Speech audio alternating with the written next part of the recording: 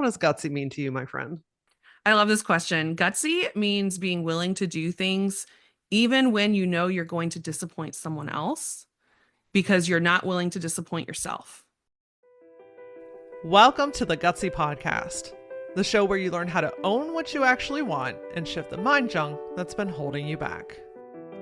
I'm Laura Ora, keynote speaker, coach, and your guide to help you get clarity, build confidence, and make the gutsy moves that change your life.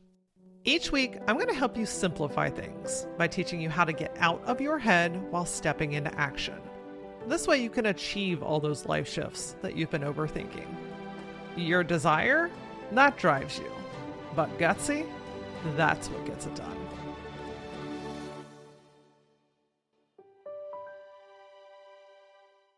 I'm going to guess that you went into business to have more control and freedom and flexibility over your time, your money, and your energy. And yet somehow you have less time, you have less energy, and you're consistently trying to figure out where your next dollar is coming from. Look, entrepreneurial poverty isn't just about money. It's about your time, health, energy, and your relationships. In this episode of the Gutsy Podcast, I sat down with the incredible Racheal Cook to unpack what it really means to build a life-first business, one that supports your freedom, your health, and your definition of success. We talk about escaping that entrepreneurial poverty, breaking the hustle cycle, and redefining success on your terms, my friend, and how that is one of the gutsiest moves that you can make. Racheal is an award-winning business strategist, host of the Promote Yourself to CEO podcast, and the founder of the CEO Collective. She's on a mission to end entrepreneurial poverty for women by helping them build profitable, sustainable businesses, all without that hustle or the burnout. For over 15 years, she's guided thousands of women entrepreneurs to grow with intention and clarity, and her work has been featured in Forbes, Fast Company, Inc., and the U.S. Chamber of Commerce. And when she's not coaching CEOs, you're going to find Racheal hiking the James River or playing board games with her 3 kiddos. And before we get into the nitty-gritty of this episode, I know that you're listening to this because you are a business owner. And that tells me that you have friends that are also business owners. And you know something? We are consistently trying to do this thing alone. So my challenge and request for you today is forward this episode to 2 of your business besties. Maybe even challenge one another to listen to it together or to come together for conversation and dialogue. Racheal really drops some nuggets of wisdom for you to really get reflective on. And this could be an incredible exercise for you to get together with some other female business owners to go through together.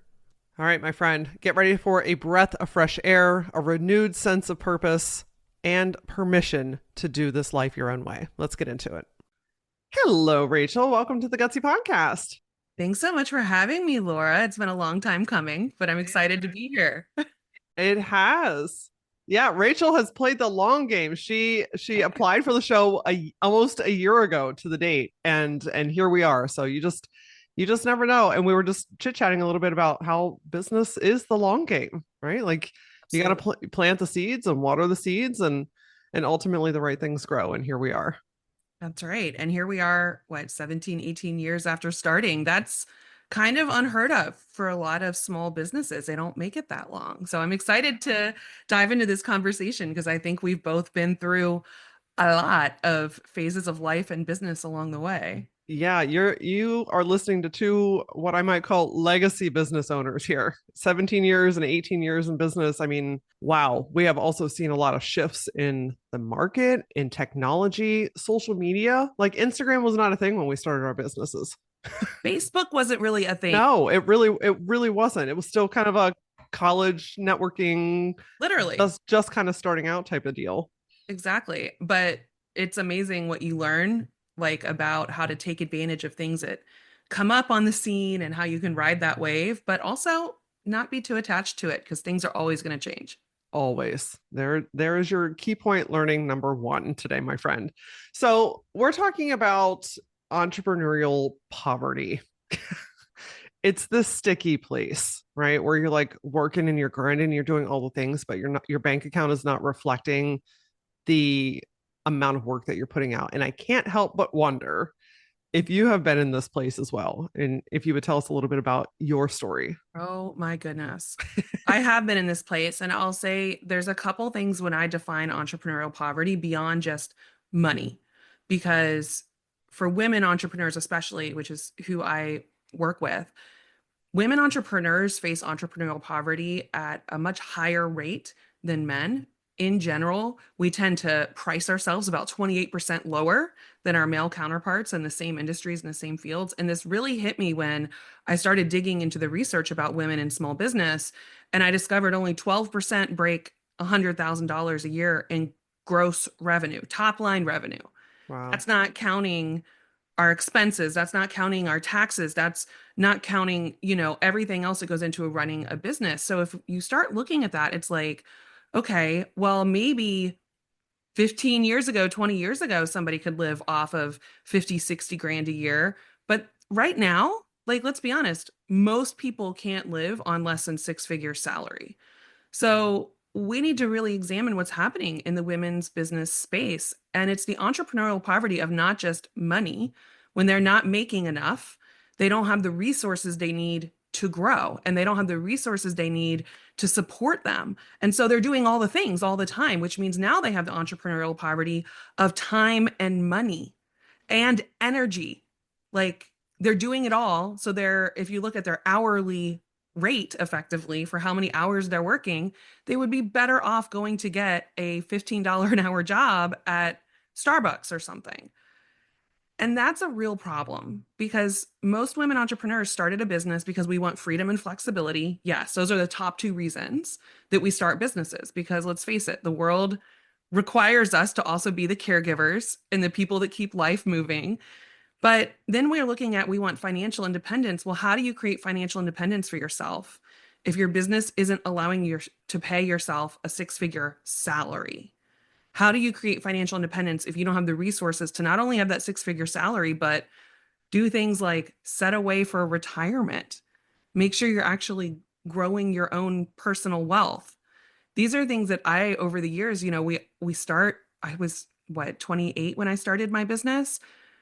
You don't really think about all of those things because you're not really responsible for a whole lot. When I started my business, I got rid of everything. I was coming out of corporate consulting where I was making a really great six-figure salary, had all of the markers of success, but then I got extremely burned out. I actually ended up in the hospital and discovered that I needed to take a temporary leave of absence. I went on short-term disability because my health had just bottomed out.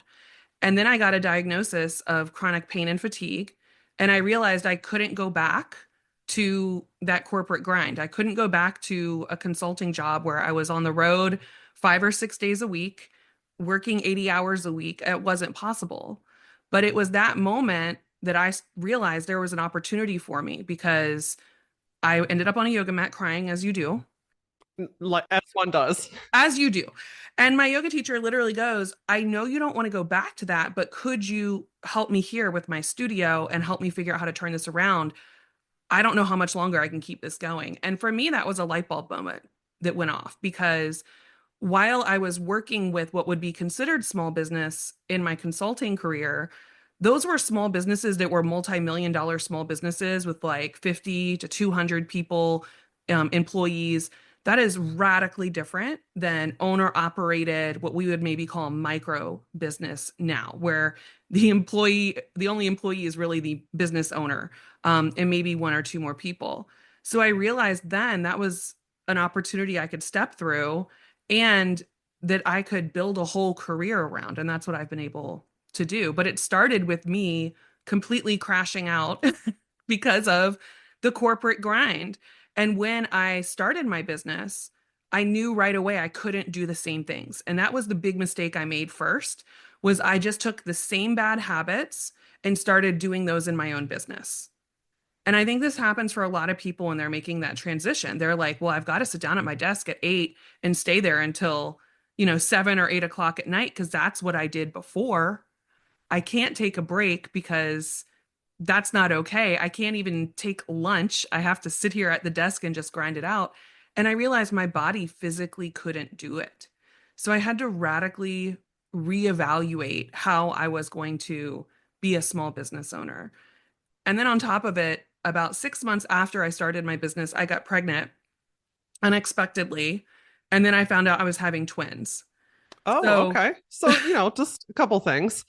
so talk about like having to really step out of the hustle harder paradigm. I was like, okay, I really have to think about how am I structurally going to change like the actual infrastructure of my business so that I can take care of my health because as someone with chronic health problems, like that is a priority. If I am not well, nothing happens. How can I make sure my business allows me to raise these kids who are now in high school, by the way, I know. and Same. Same. wild, right?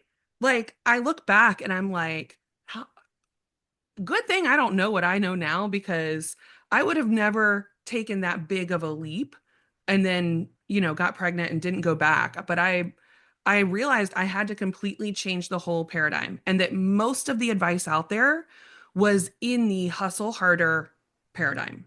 So I had to let go of that and I had to redefine everything and figure out a new way forward that would allow me to have the freedom, the flexibility, and the financial independence. Truth. We have such similar parallels. I quit Yeah. my job when I was 6.5 months pregnant to start my first business. So I was pregnant when I left. I blame it on the hormones. I don't know. It just gave me this extra boost of gutsy that I was like, yep, this is the time we're going to do it. I personally got fed up, right? I was just in a space that was not supportive. When I went and told my boss that, hey, I'm pregnant, I'm excited, like this is amazing, the disappointment and the like almost snubbing, I was like, no, we're not doing this anymore. This is not my place. So, Oh, and so I also have a high school junior at this point. In a year from now, we're going to be at a graduation. So there's it's that. insane.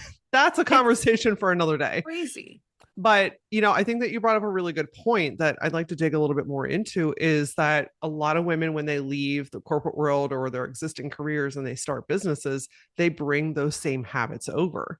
And a lot of it's conditioning, right? Like Yes. you've just been taught this is how you have to do. You have to work harder, you have to hustle. If you're not sitting at your desk, you're not productive. There's all this like external pressure that makes you feel like you have to do that.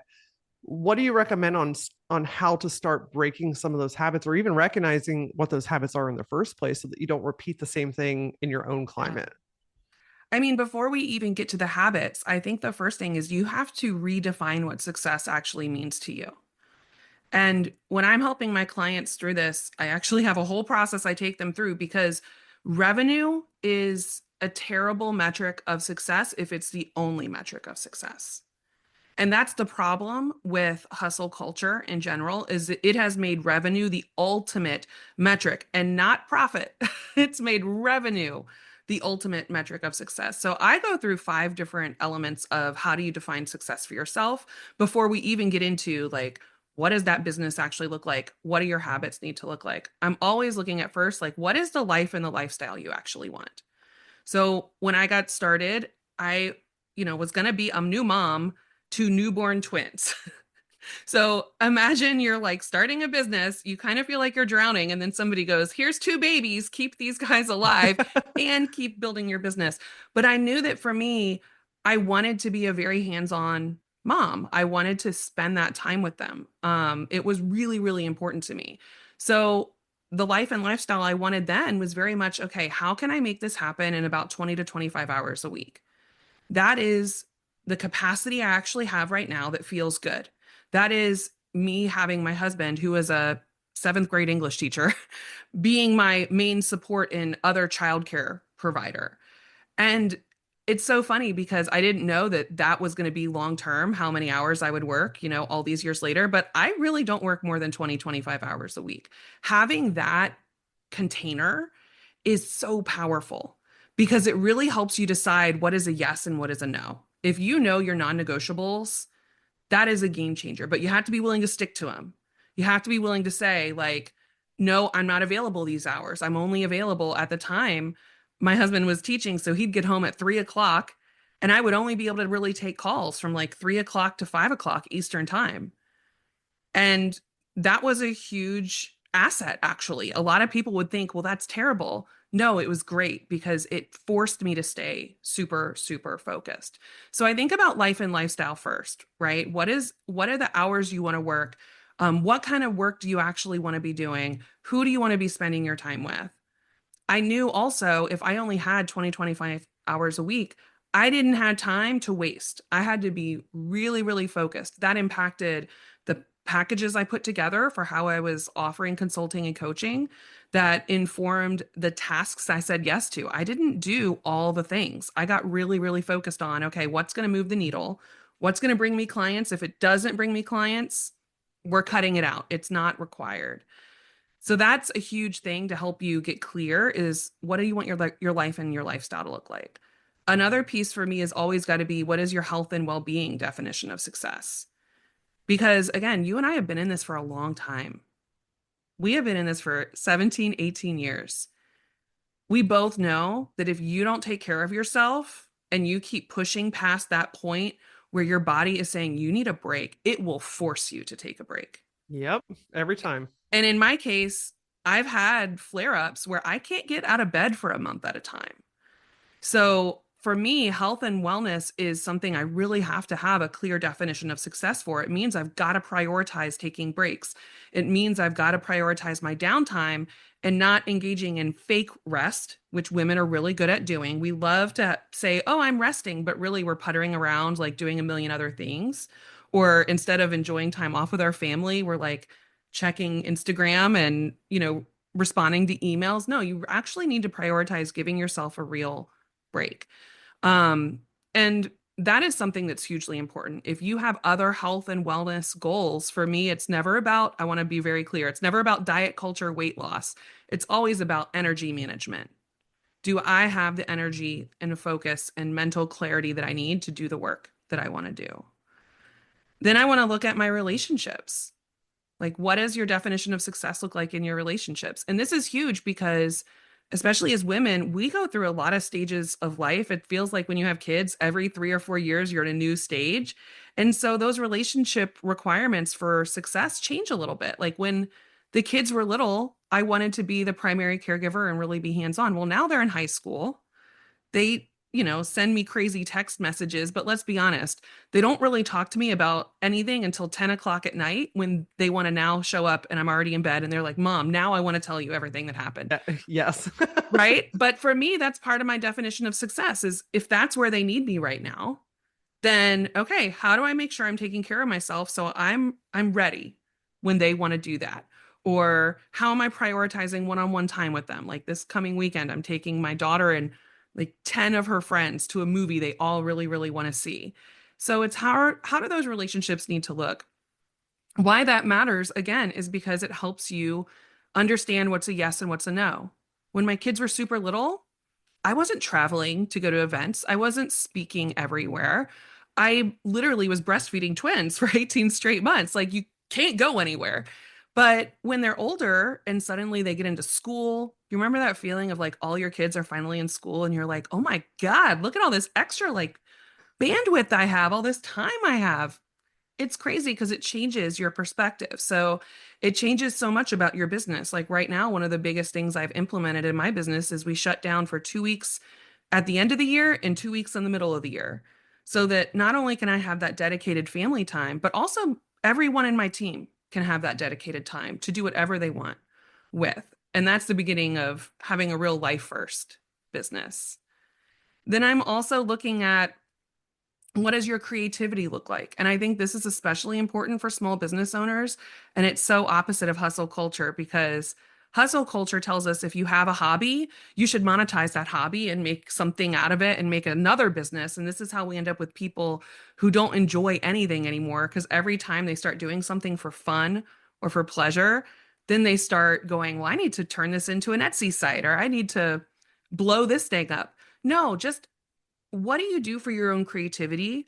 I think that is one of the most like untalked about things in entrepreneurship and small business. I get the best ideas when I'm doing creative stuff that has nothing to do with my business. Same. Those breakthroughs come when I'm like, I've started playing around with floral arrangements. So I'll go to Trader Joe's every week, buy like $50 worth of stuff and then just have fun with it. And then suddenly I'm having great ideas.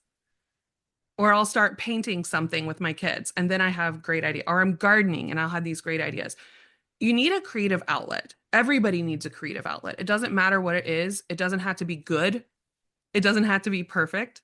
And it doesn't have to be monetized. It could just be for fun. I don't care if it's doing your makeup or learning how to cook new recipes. We all need some creativity because that creativity fires up a different part of our brain that actually makes us more impactful in our business.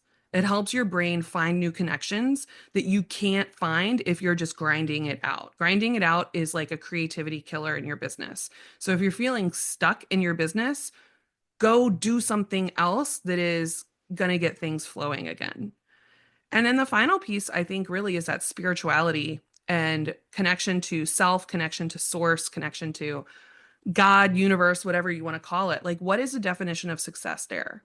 I know if I've been neglecting that part of my life, you stop caring, like you stop feeling like motivated to keep doing the work that you're doing. And for me, this is all about like really digging into what's your big why for the business and the life that you're creating. If you don't have that connection and you're not nurturing that, you're never going to feel successful because there's never enough. You never feel like you've reached the point of success. And I think this is something I see so much where people are like, well, I'm going to hit six figures and then I'm going to hit 500,000 and then I'm going to hit 1 million. And then they just keep moving the goalpost and they keep feeling unfulfilled. And instead of really feeling like satisfied in their business, they always feel that not enoughness. And I think this is especially strong because hustle culture keeps moving the goalposts for us.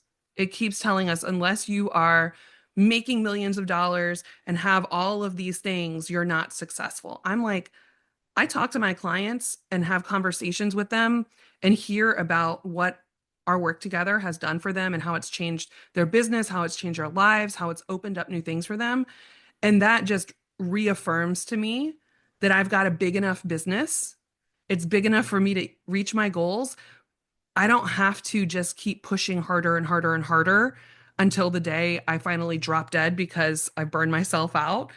I can be satisfied knowing that every day, if I'm helping someone every day, I am in my purpose. I am on purpose.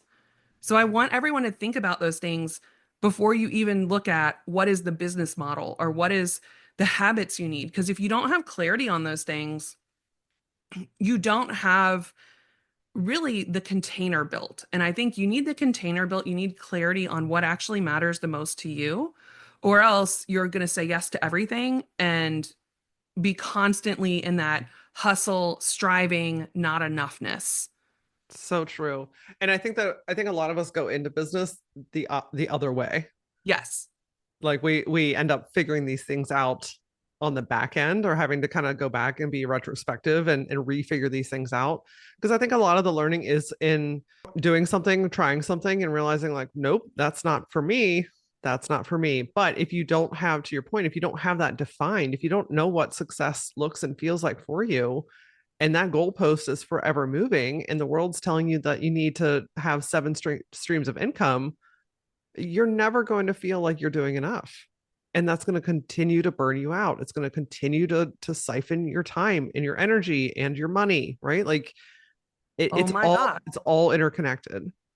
And unfortunately, as humans, we often have to learn things the hard way. Yeah, yeah, we do. But you get to decide how hard the hard way is going to be. And I have watched some people just run into the wall over and over and over again. And I'm like, what if we just stop doing that and actually really dig deeper into what is it I'm trying to do here? And so this is why entrepreneurship is such an amazing personal development journey, right? You get to decide if success is only going to be about the things you can buy and how much money you make, but it's not about all the other things that actually give humans a sense of purpose and fulfillment and connection, then you're always going to be striving. You're just always going to be on that hamster wheel.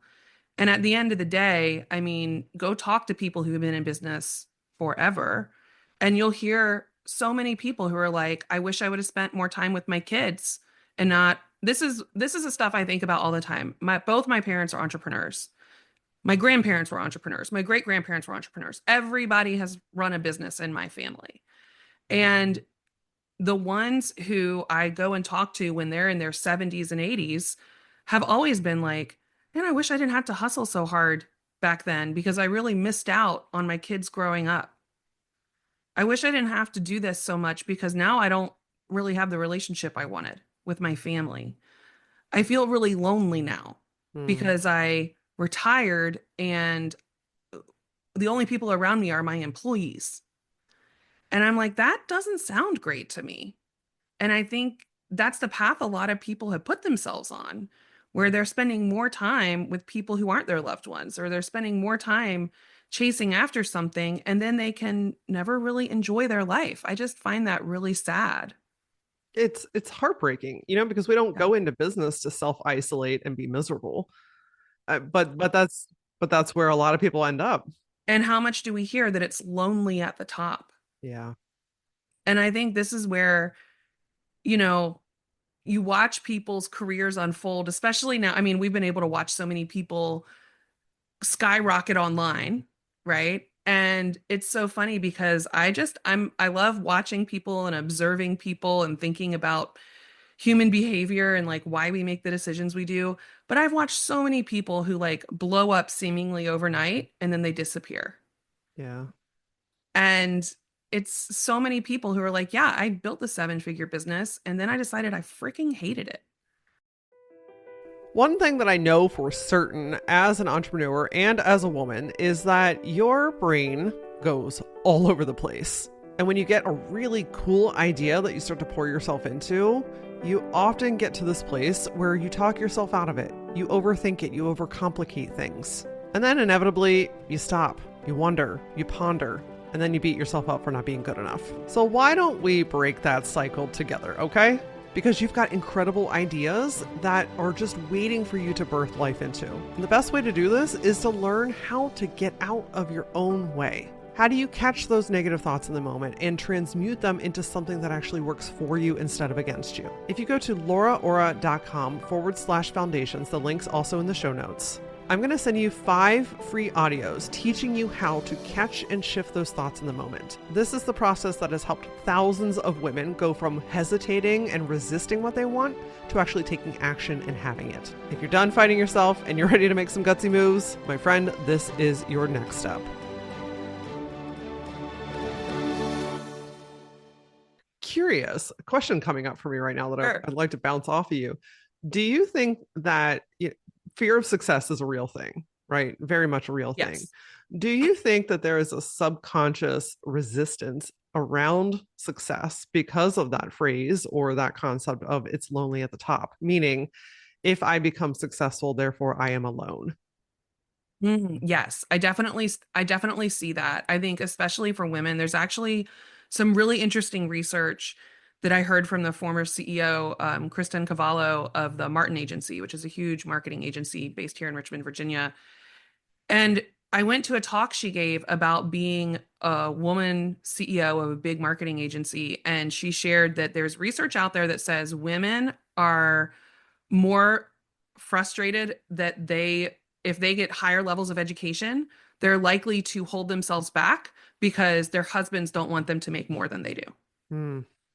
And so Yeah. I think this is where we are as a society, right? Like, and this is why if we look zoom way out, women have more degrees than ever, more advanced degrees than ever. Women are continuing to grow the income that they can possibly make. And it's creating a lot of interesting waves in society where it's like, hold on, this is the really the first or maybe second generation of women who could go out there and make money for themselves and not be dependent on a father or husband. So, yeah, because a lot of us were raised that that was where our worth was. And Yep. now it's shifted. And now we actually can financially be independent, which means we can actually ask, okay, what do I actually want? So I think it's really interesting. We do see women hold themselves back. We do see women who decide, that they want to stay small. And I never want to say playing small because sometimes it is a conscious choice that they do want to keep it small for whatever reason. But I do think, if we're going after growth at all costs and we're buying into the hustle culture, there's a point where you realize that it's not all that it's always cracked up to be, right? Yeah. So I think about this a lot because a lot of people seem to think that the opposite of scarcity thinking is abundance, which is just more and more and more. I actually think the opposite of scarcity thinking is enoughness. It's when you have enough to live the life that you want, to, yes, to hit your goals, right? To make sure you're saving for retirement, to own your home, to, whatever that looks like, put your kids through college, take care of your parents. That's what enoughness looks like. But none of us need to win capitalism in order to have a great life. And I think that's where some people have gone wrong. They act like it's just, I have to win at capitalism. I have to beat this imaginary race that I've made in my mind against all these people who are on whatever top list they are on. I'm like, let's get a little bit more grounded about what does enough look like for you? What does your beautiful life look like? What does your definition of success look like? Because then we can reverse engineer that pretty easily. And chances are you don't need to win capitalism in order to make that happen. Freaking beautiful. That needs to be a fucking billboard. Like your enoughness. The opposite of poverty is not abundance, it's enoughness. And really owning what that is, and not feeling so pressured and obligated by what everything and everyone else is doing. The thing that a huge difference between now and when you and I started a business almost 2 decades ago is we didn't see what anybody else was doing. Oh Heck, my we, gosh. we didn't even have smartphones. Oh my So much God. better, right?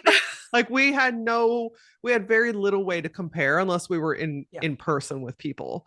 And I think that Yeah. that's such, and God, I know that we talk about this, but it's real, and it's an active part of our life. It's really knowing that, like, hey, my enoughness doesn't have to be bigger or better than anybody else's. It's different because it's right for me. Like when you know and you really own that, you could give two shits less what anybody else is doing. It's like, oh, you want to climb that corporate ladder? Go you. Oh, you want to do an 8-figure launch? Go you. I don't feel called to do that myself. And therefore, I don't Yeah. feel the pressure to follow your steps, right? Like it's, you have to really own what it is. And that's why I love that you went through those five categories earlier, Yeah. because like when you really sit down and own those things, the comparison stuff starts to dissipate, because it's like it's Totally. it's so cool what you're doing, but I don't feel like I need to chase what you're doing. No, we need to create our own path here. And I think that's one of the downsides of what we've seen with like the rise of social media, the rise of, you know, all of this very outward reflections of success. It's so funny. There's this great book called The Millionaire Next Door. It came out way before social media was around.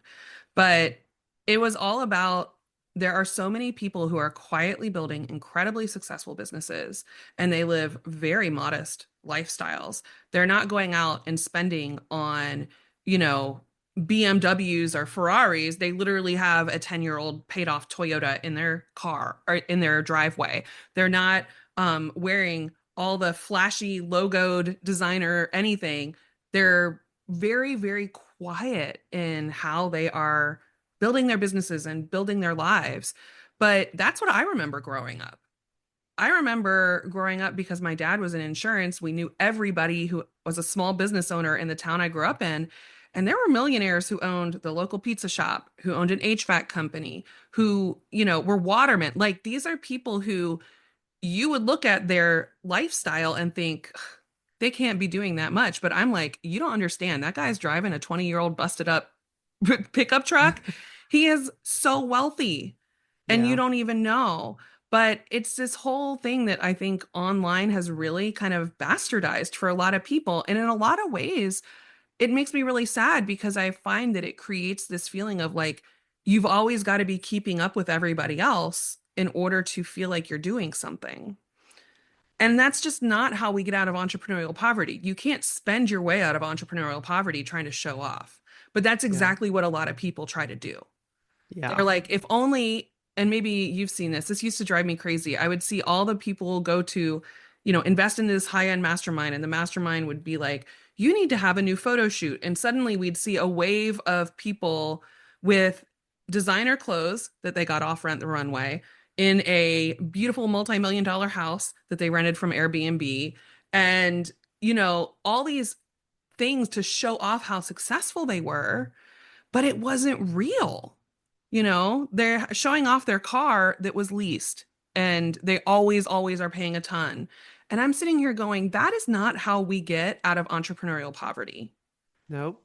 We have to change the narrative around a lot of these things and come back to being a little bit more grounded, a little bit more real, a little less worried about what other people think about you.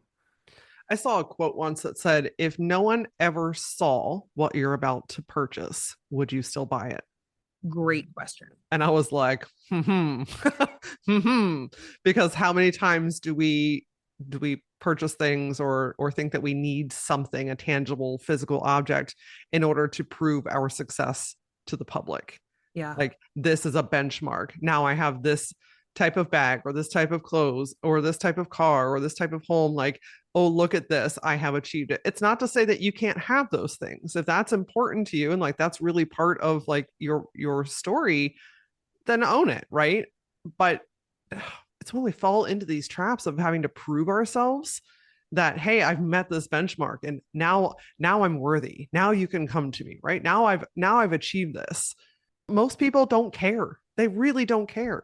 They really don't. And I think this is why we've got to redefine, like, luxury has become a key thing for a lot of people. They want all these luxury status symbols. And I'm like, luxury to me is I don't have to really sit down and start work until 10 o'clock and I'm Yes. done at 3. Yes, You know, same. luxury to me is if it's a beautiful day outside and the kids are at school, my husband and I can decide to play hooky and go on a date in the afternoon and go out and get a great lunch and go on a walk. You know, we have to redefine what luxury is and not just think about, like you said, if you were doing this because people are seeing it, is that the best reason? I want to do things just because I want them.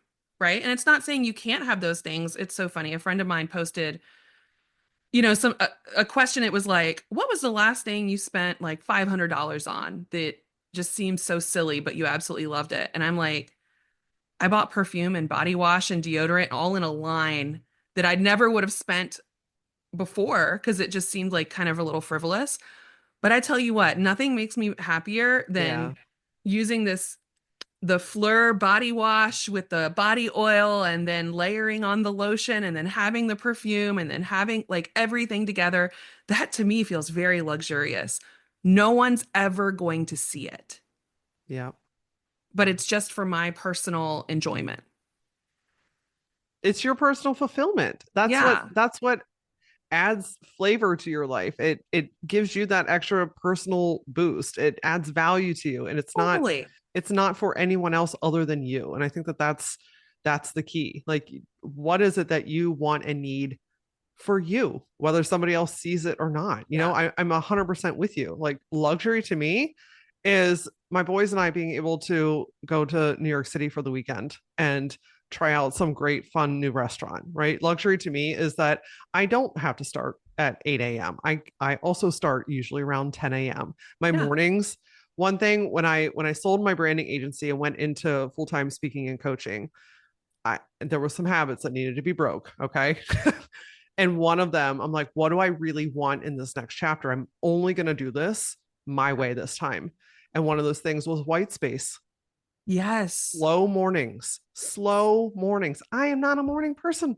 Actually, it turns out I actually am a little bit more than I thought I was when I'm not having to like run around and force myself and do Well, 8 again, million things. what is your definition of a morning person? If your Yeah, definition is a morning person who wakes up and is going 60 miles an hour, that seems stressful to me. same. I find I'm kind of like a midday person is when Yeah. I'm productive. I like to have my slow mornings and then I like to have my slow, relaxed evenings. And so I kind of ease into my day and ease out of my day. And you know what? It has made it such a great like rhythm to be in. But I think it all it all comes back to what matters to you and what do you really want everything to look like in your life, in your business, and how can you bring those together into a life first business. I Yeah. think that's, for me, this is a completely different, frame perspective when you're talking about business, when you're talking about getting out of entrepreneurial poverty. Yes, it is looking at how does that business support your life? And that's very real. Like you actually do have to run the numbers. What is your beautiful life going to cost?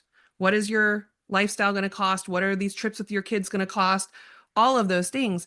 But like I said, you might discover that I find, the business size you have, if you don't care about what other people think about you, your big enough business, your right size business is probably very achievable if you let go of chasing all other people's metrics of success and really think about what matters to you.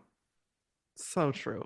We things are way easier than we allow it to be, isn't it? Oh my gosh. Like we humans, people, Yeah. we complicate things. And a Yes. lot of it's because of external stuff that we see and feel pressured by, absolutely. But at the end of the day, we have to have the discernment to make our own decisions and to say enough is enough. I'm not going to keep chasing. I'm not going to keep pushing. I'm not going to keep hustling. I'm not going to force myself to build this business in a way that, I mean, your body will scream at you. Your body It has will. screamed at you. Mine has screamed at me many times, right? Like if you slow down for just a second, literally a second enough to even notice your body, it will tell you half the answers right there. Yeah. So when you let go of those expectations and you just start really owning what it is that you really want and building it and doing it that way, everything gets so much easier. It's astounding. It is. And I'm thinking right now at this time in my life, it's so funny because I had this thought. Sometimes I'm journaling in the morning and these random things pop up and make me just think for a while. And I was like, okay, I'm 42 now. I wonder what the next 20 years are going to look like. When I'm 62, will I still be doing this? And what will that look like? Holy cow, my kids are going to be graduating in 2028. I'm going to be an empty nester by 2030. Y'all, that is not far away.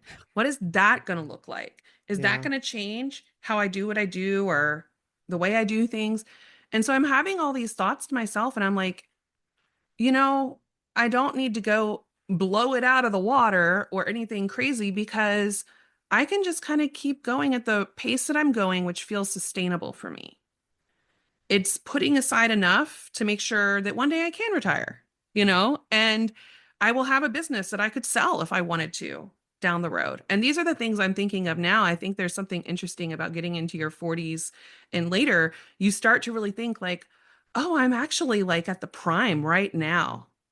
Like, I have plenty of time to do what I want to do. And my goal for me personally is when I'm in my 60s and 70s, I will probably still want to do something because I love what I do. I love talking to people. I love mentoring people. I love, coaching people. I think I'm still going to have a lot I want to say when I'm in my 60s and 70s. I don't ever see myself just being like, oh, I'm done. I'm going to hang it up. I'll always have something. But I'm Yeah. like, how can I make sure if that's where I think I'll want to be, this is becomes now just like a creative outlet for me, my business. How do I set myself up now so that's possible? I make Yeah. sure it's sustainable. I make sure I'm making enough that I can pay myself well, that I can set aside for retirement, that my business becomes an asset I could potentially sell one day. I make sure I'm taking care of myself so I will have the physical ability, the mental clarity and capacity to continue for as long as I want. And if Yeah. I want to, have mini retirements along the way, I can do that. And I can do, I mean, I do that now already. There's a lot of times where I'll end up, I already have at least 4 weeks of planned 100% time off, but there's a lot of time where I can just be like, you know what? I'm going to go on a vacation here for a while. And that's real freedom to me. When you are doing work you truly love, you feel incredibly fulfilled by it. You feel fulfilled by the clients you serve and the relationships you're building. But it's not from a place of pressure.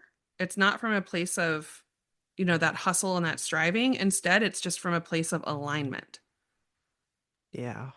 That's where everything flows. where everything flows. And I'm not saying there aren't times where, shit hits the fan and suddenly you're like, what is happening right now? But I would say if like 80% of the time things feel really good, that's awesome because 100% is not realistic. Right. Like, let's all get real clear about that. There are going to be things that happen, and I've spent the last few months like I've had to triage a lot of clients' businesses, and that can feel very stressful. But it's also incredible to know that like I've had so many people who come back to me because when the shit hits the fan for them, I'm the one they trust. And Yeah. they're like, "You're the first person I knew I needed to talk to because I'm trying to figure this out." And I'm like, that's fulfilling knowing that I've built that kind of relationship and that level of trust with people that they know that, I'm the person that they can come back to. So I think that's really important. Like if 80% of the time you're spending in your work feels aligned, feels in flow, 20% might be a little, haywire here and there, but that's just life. We can't make it or pretend like it's going to be perfect all the time. So true. Racheal, this has been such a refreshing conversation, and I think that for the woman that's listening, a reminder of what's possible. That Yeah. like, hey, you have so much more power than you might feel like you have in this moment, and you might feel like you're flip-flopped. Maybe you're good 20% of the time, and everything feels out of whack 80% of the time. It doesn't have to stay that way. Like it's all fixable, it's all adjustable, and so much of it comes back to you owning you and what you really want and making shifts and releasing those expectations. So I can't thank you enough for sharing your wisdom and your almost 2 decades worth of business awesomeness. I want to make sure everyone knows where they can find and connect with you. So what's the best place to find Yeah. you? Well, you're all podcast listeners. So I also have a podcast. It's called Promote Yourself to CEO, where we have a lot of conversations like this, but also I get to break out my nerdy systems side and talk about the systems that make it possible, how to streamline your business so that it is running more efficiently so that you can have a life first business. So go find me on Promote Yourself to CEO. And you can also find me on my website, theceocollective.com. We have a lot of great free resources, including some around helping you create your own definition of success so that you can have a more aligned life and business. Beautiful. We will link those in the show notes. And last but not least, what does gutsy mean to you, my friend? I love this question. Gutsy means being willing to do things even when you know you're going to disappoint someone else because you're not willing to disappoint yourself. Friend, I hope that this was a reminder that you truly get to build your life and business in a way that works for you. Comparing yourself, looking at what everyone else is doing, always chasing after the next thing, all that shit is doing is taking you further away from what you came here to do in the first place, and it's exhausting you in the process. I encourage you to go back and listen through this episode. Really journal down, hunker down, get together with a group of other female owners and clarify your answers for those 5 questions that Racheal asked you. When you have clarity, you have direction. And when you have direction, you can start taking steps towards the thing that you want instead of away from it. I'd love to continue this conversation with you. So come say hello and tell me what you took away from this episode. I'm on Facebook, TikTok, and Instagram. You can find me using @thatlauraora. And as always, until I see you next time, stay gutsy.